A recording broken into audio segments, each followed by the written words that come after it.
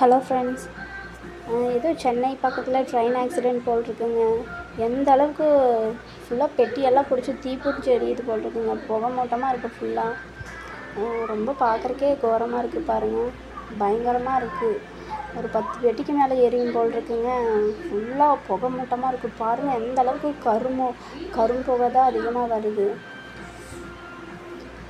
பாருங்கள். தீ எரியறத பார்த்தாவே ஒரு மாதிரி பயங்கரமாக இருக்குது. பக்கத்தில் இருக்கிற வீட்டில் இருக்கிறவங்களாம் என்ன பண்ணுவாங்கன்னு தெரியலைங்க.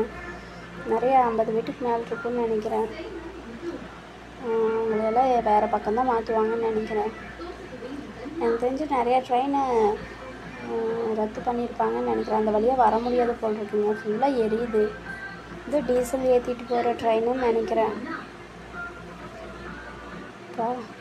பாருங்கள் எந்த அளவுக்கு தீப்பிடிச்சி எரியுது. போன மாதம் பார்த்திங்கன்னா அகமதாபாத்தில் வந்து ஃப்ளைட் ஆக்சிடெண்ட். அங்கே பார்த்திங்கன்னா எத்தனை உயிர் பலி. இப்போ பார்த்தா இந்த அளவுக்கு சரக்கு ட்ரெயினுங்கிறனால பிரச்சனை இல்லைங்க. ஏதோ இவங்க ஏற்றிட்டு போகிற மாதிரி இருந்தோன்னா பேசஞ்சரெல்லாம் வந்து எந்த அளவுக்கு கோரமாக இருந்திருக்கும்.